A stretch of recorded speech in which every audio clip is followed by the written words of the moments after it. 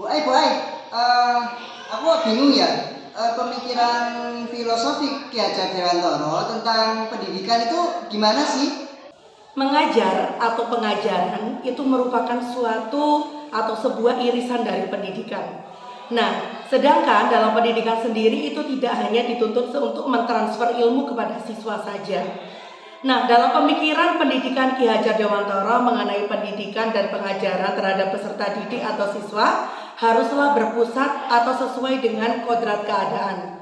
Kodrat keadaan sendiri terdiri menjadi dua, yaitu kodrat alam dan juga kodrat zaman. Kenapa seperti itu? Karena seharusnya pendidikan itu bukan hanya sekedar mentransfer ilmu seperti yang saya sampaikan tadi. Harusnya pendidikan dinilai dari segi kebermanfaatannya. Kodrat alam di sini dimaksudkan adalah tempat tinggal dari siswa atau peserta didik. Jadi harusnya kebermanfaatan antar setiap lingkungan dari peserta didik akan berbeda antara satu dengan yang lainnya. Sedangkan kodrat zaman di sini dimaksudkan adalah pendidikan harus sesuai dengan perkembangan zaman. Jadi segala perubahan pendidikan karena kita berhadapan dengan peserta didik yang sifatnya dinamis, maka perubahan pun harus sesuai dengan tuntutan zaman saat ini. Hal kecil yang kita lakukan atau guru lakukan akan berpengaruh besar pada peserta didik.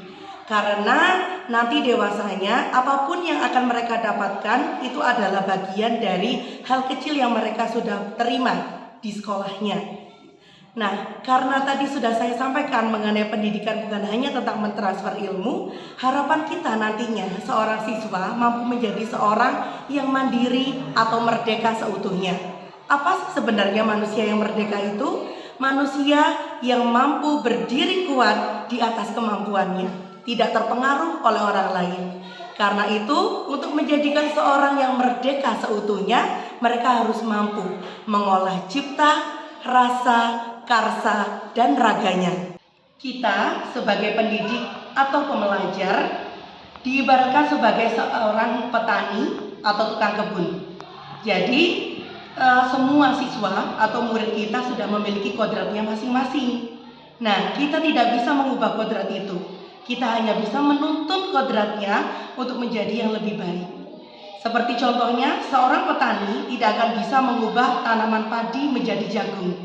Seorang petani hanya bisa menuntun lakunya tumbuhan padi agar tidak mudah roboh, tumbuh baik, tidak ada gulma, dan menjadi padi unggulan.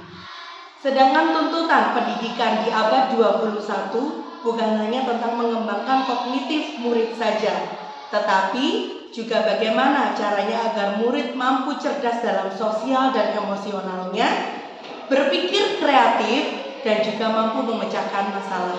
Karena itu, bagaimana kita bisa menginternalisasikan pemikiran dan filosofi Ki Hajar Dewantara untuk memerdekakan murid agar bisa selamat dan bahagia.